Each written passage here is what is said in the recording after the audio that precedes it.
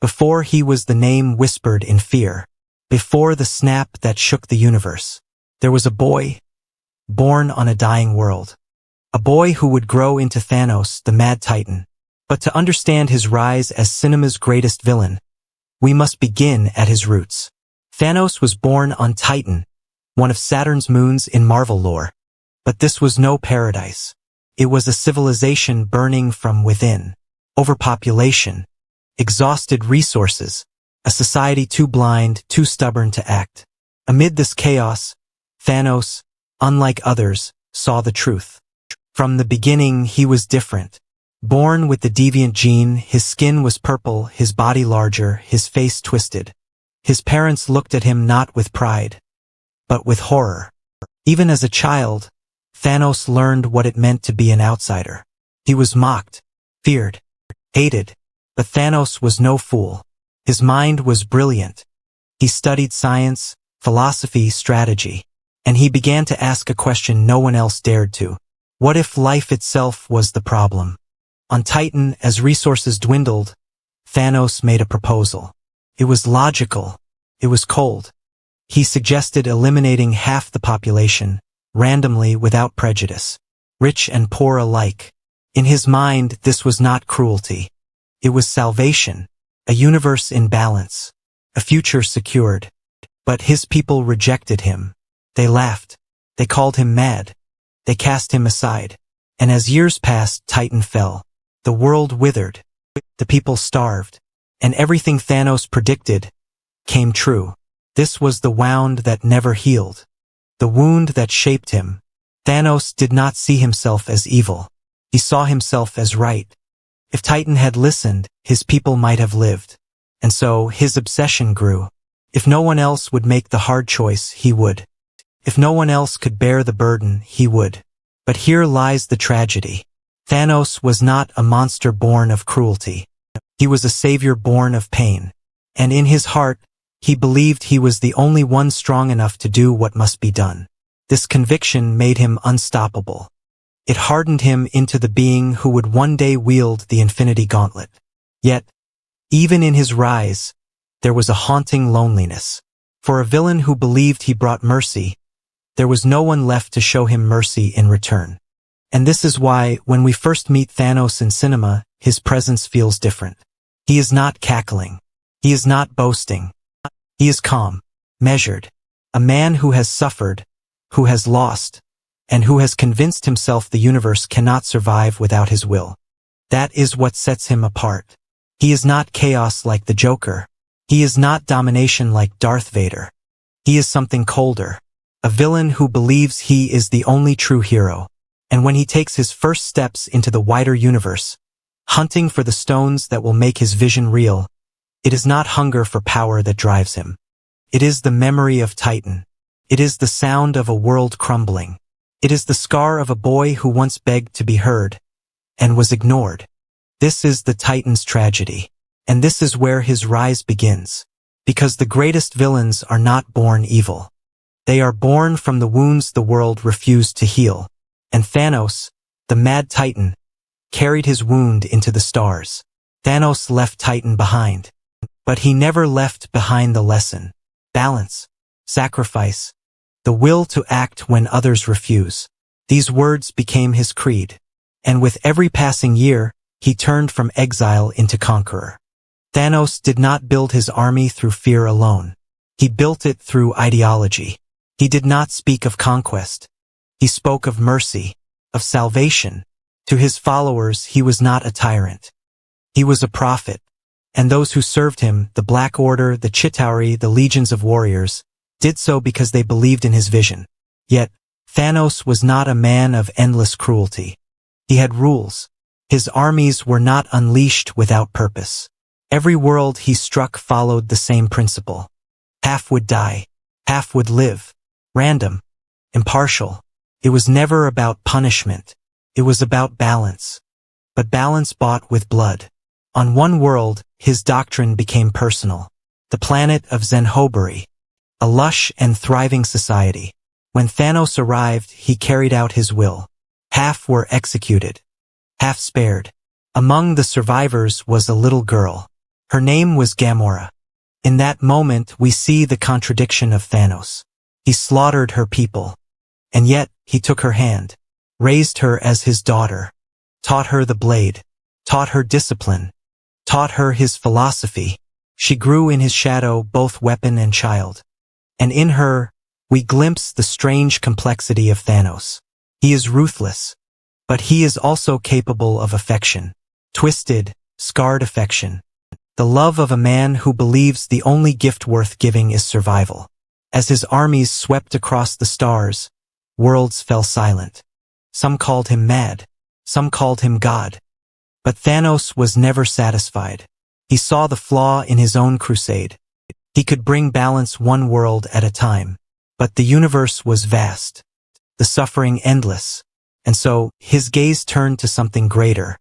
The Infinity Stones, primal fragments of creation itself, the power to shatter fleets, the mind to control, the space to traverse galaxies, the reality to reshape existence, the time to bend fate, and above them all, the Soul Stone, the most mysterious of all.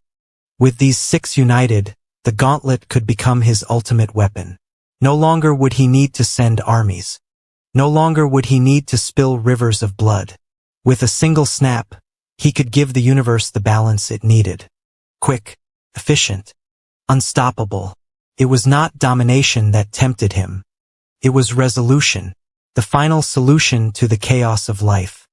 But here lies the genius of his rise in cinema. He is not chasing the stones for selfish greed.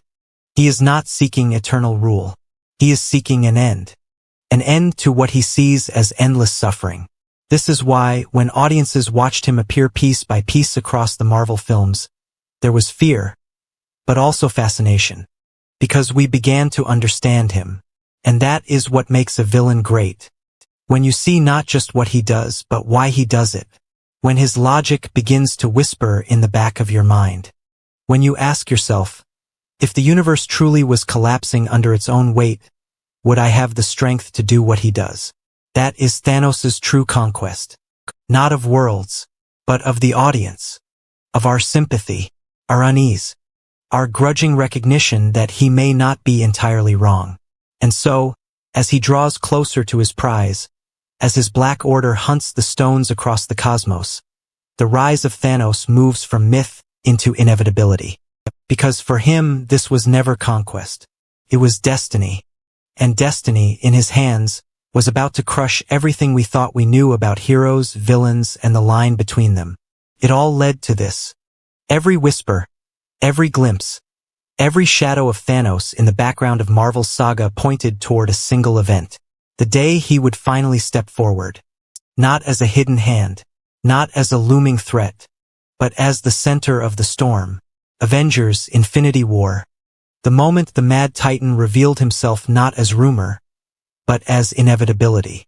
From the opening scene, his presence is crushing. The ship of the Asgardians, once triumphant after Ragnarok, floats in ruin. Bodies litter the halls. Thor broken, Loki desperate. And then Thanos appears, calm, patient, unstoppable. In a single moment, the film establishes what makes him terrifying. The Power Stone already rests in his gauntlet. And he wields it not with rage, but with terrifying control. He does not kill recklessly. He kills with purpose, with meaning.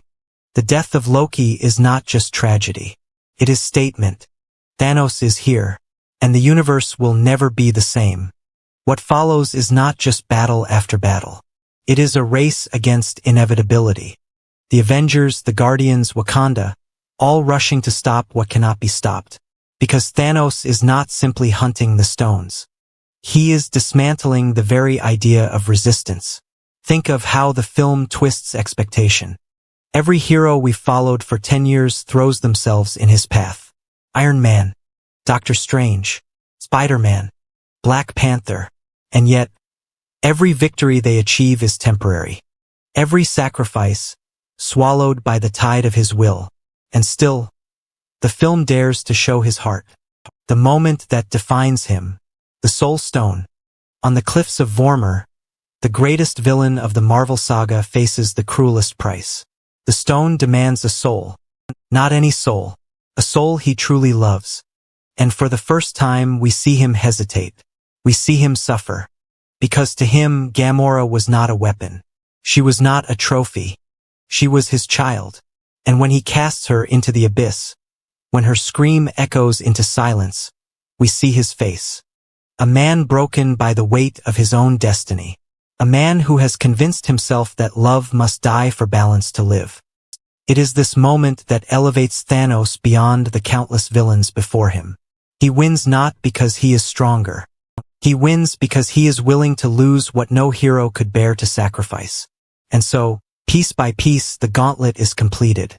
Until at last, on the fields of Wakanda, surrounded by armies and gods, Thanos stands unyielding. Thor's axe bites into his chest. For a heartbeat, hope returns. And then he whispers the words that will scar cinema forever. You should have gone for the head. The snap. A soundless flash. And then dust. The end of half the universe. Heroes crumbling into ash. The unthinkable made real. The villain wins. And this is why Thanos is remembered as cinema's greatest villain. Because the story does not end with his defeat. It ends with his victory. The screen fades not to hope, but to silence.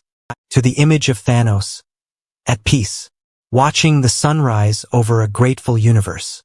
Marvel dared to give its audience despair, and they dared to let the villain claim the final frame. This was not just spectacle. This was history. Because no villain before had been written with such conviction. No villain before had been allowed to triumph so completely. And no villain before had made us feel uneasy sympathy as the dust settled. Thanos was no longer myth. He was reality, and cinema itself had changed forever.